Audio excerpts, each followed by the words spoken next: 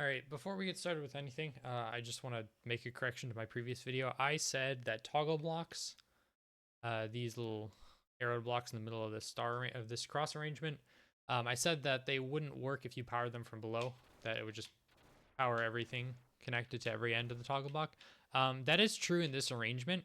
However, if we remove every other branch except for one, now it should work properly, and that the toggle will only, every other time I press this button, the toggle will power the remaining branch. So you can see here it doesn't, and it does, now it does, now it doesn't, now it does. So yeah, toggle blocks do work powered from below if there's only, if there's no branching wires going through the toggle block. Anyway, welcome back to my next video on computing and digital circuits in Duck Game. This video is going to be a heck of a lot longer. We're going to talk about latches, registers, a whole lot of different other logic gates designs, how to compare them. That's all coming in the future. I realize if I try to mash all this into one video, the video itself would probably be like half an hour to an hour long and would take a heck of a lot longer to make. So we're going to keep things simple and bite-sized for now. Today, we're talking about inverter-based logic gates. Now, when I say inverter-based, what do I mean by that? In my previous video, I showed you very simple inverter designs. And we're going to use those inverter designs to build logic gates. As far as my own background when it comes to this, I played a lot of Minecraft as a kid, growing up, messing a lot with redstone. And Minecraft redstone is also very inverter-based. A redstone torch is sort of the simplest element in Minecraft, and it itself is just an inverter. So if you want to make, generally your logic gates in Minecraft, OR gates and AND gates, they're just 2 torches or 3 torches. Very simple to make. And we're going to kind of be copying those ideas here a little bit to create our logic gates here. Now, why are these inverters such a simple building block to start with? Just to reiterate from last video, Duck Game wires operate in a impulse space. So here at the bottom, here we have like a little graph of our signal over time. It can only be on for a single point in time. It can't be sustained when we're using Duck Game wires. However, we can use spawn cannons and mag blasters like we do in our simple inverter designs to translate these impulses into on and off states, as shown in the waveform diagram here at the top. So, what actually is a logic gate? Fundamentally, it's just a way to compare 2 digital signals. Digital being it's either on or off. And so the 2 you're probably most familiar with is going to be an AND gate and an OR gate. Here we have the truth tables for each of them. On the left-hand side, A and B are the inputs, and then O is the output on the right. So the AND gate is only on, the output is only 1 when both input A and B are 1. With the OR gate, the output is only off when both A and B are off. So if A or B is 1, then the output is 1. AND gates and OR gates have a very nice property called De Morgan's law, which, for our purposes, states that if you take an AND gate and invert all the inputs and outputs, you get an OR gate. Same thing goes for OR gates. You invert the inputs and outputs on an OR gate, you get an AND gate. So here I have a little diagram or little thing to show you here. We have the truth table for an AND gate. If we invert all the inputs, flip all the zeros and ones down here, and then invert all the output, or invert the output, so flip all the ones and zeros relative to this AND gate truth table, we see this looks very familiar to the OR gate truth table, mostly just, flipped on its head. If we look here, the output is only on when both inputs are off. Same thing goes up here. Every other case, A or B is on, or in this case, A prime or B prime is on, then the output is on. Why is this relevant to us? Well, if we can make a good AND gate design and a good OR gate, or a good OR gate design, and we also have a good inverter design, we can switch between the 2. So we can make a bunch of different AND gate designs using a bunch of different OR gate designs. Just gives us more options, easy ways to convert between things. You'll see what I mean in a moment. Right, so next thing I just want to talk about is a common misconception when it comes to logic gates. I've seen examples in Duck Game and other games before too, where, let me pull up a map here to show you. Or I forget, let me also turn off my webcam. So, okay, there we go. You load this up. We're going to go to bad AND gate. So you'll see something like this, where it's like, oh, an AND gate is on if both the inputs turn on. So here we have 2 trapdoors tied to buttons. And if I turn one button on and then I turn this button on, now the output's on. That's an AND gate, right? Not quite, almost. As far as how AND gates work in real life, is they're continuous. If I were to turn one of the inputs off, I need the output to also turn off, which this design does not do. It is a one-time use logic gate, I guess you would call it, which is really not that practical. So let's actually look at our designs here. So to start, just reiterating on the inverters, I press the button at the top and the output at the bottom turns off. You can see here, we have many different ways to design this. I like this one a lot here. It's very simple. This one has the drawback that you can't invert it. So you can't turn this inverter design into a repeater design. All the other three you definitely can by just flipping things around or removing or replacing the presence of a block. You can see all of these are just repeaters. When I jump on the top block, the bottom, the output is on. Then when I jump off, the output is off. So because we can flip these inverters and turn them into repeaters, just like invert the inverters itself, if we can build logic gates out of them, we can very easily invert the inputs and the outputs to turn an OR gate into an AND gate. So here's what I mean by that. We'll start with the simplest thing here, the OR gate. So you closely examine this OR gate here, just this one here on the left. What we have is two inverters. You see here is a button tied to a spawn cannon right below me and a mag blaster here. Same thing here, we have a button tied to a spawn cannon and a mag blaster, which if you look at our inverter designs is the same thing that's going on there. And both of them are outputting onto the same button. So as you can see, it works just like an OR gate. I hit one input, it turns on. I hit the other input, it stays on. I release one of the inputs, it stays on. And only when I release both inputs does the output turn off. Does the block disappear from the bottom here. So there's our OR gate.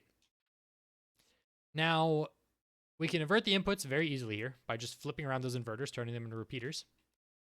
And what we get is this right here.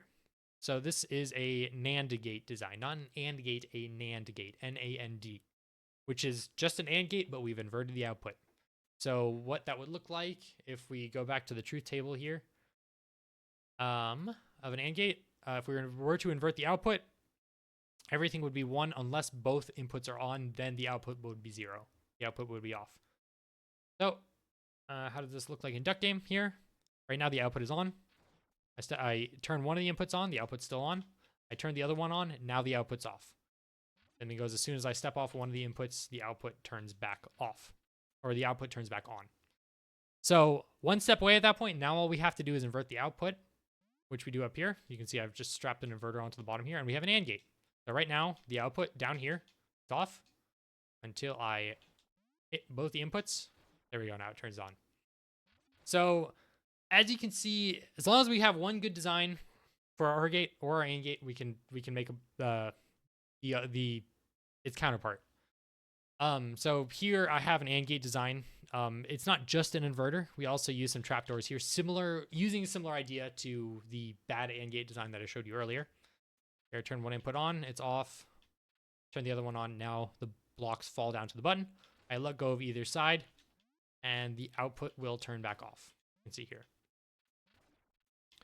Now, we've thrown some trapdoors onto it, so it's not quite an inverter like I showed you on the left.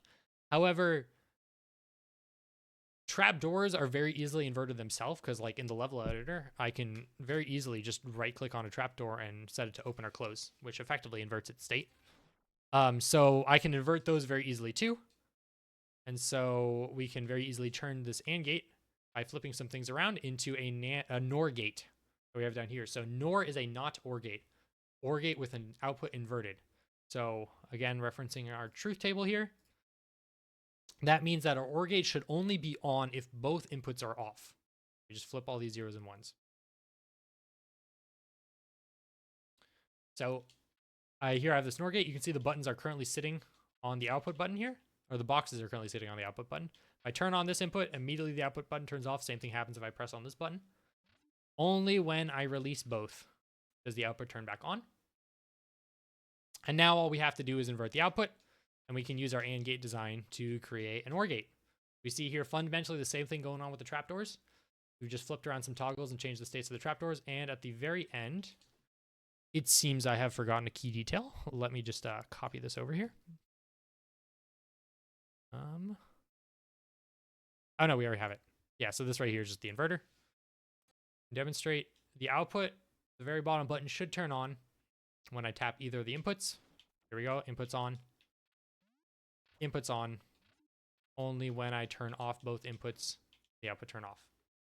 One other logic gate we have to talk about, which is pretty trivial and not used all that frequently, is an XOR gate. So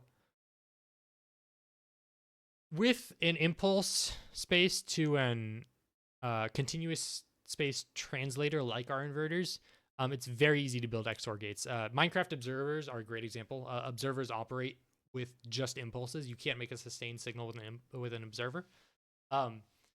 And consequently, in Minecraft, using observer blocks, it is very easy to build an XOR gate. So all we have here with these XOR gates is that we've just tied 2 buttons to the inputs.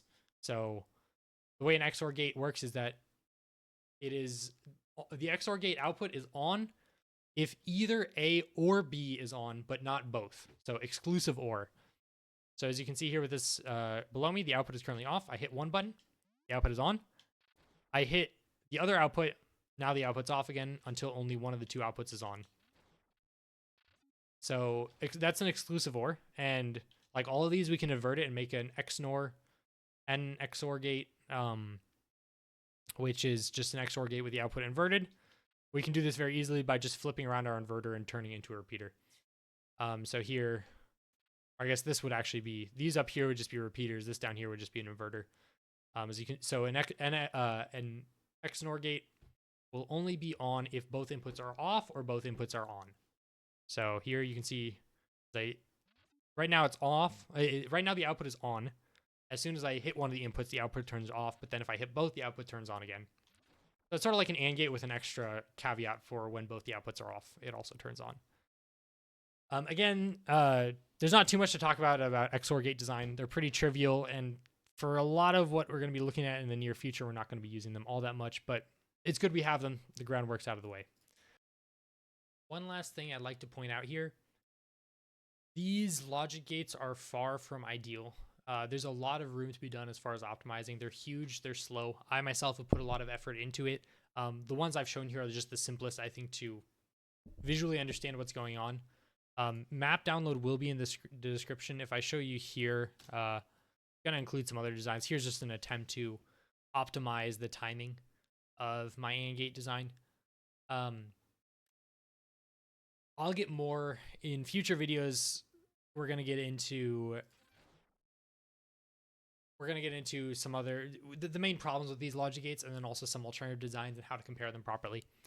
But my main point with that is by all means, go ahead, take these, run with it, try and design your own improved designs, speed them up, make them more reliable. I have spent a lot of time trying to optimize logic gates in Duck Game, and I have grown very bored. These are definitely the limiting factor. The faster I can make these work better, the sooner I can move on to more complicated contraptions, because at the current time with these logic gates, they're just so slow and big that it's hard to envision creating anything more complicated with them, which we'll get into in the future. So look forward to that. Latches, registers, shift registers, some other funky stuff, all coming soon. So thanks for watching. I'll see you later.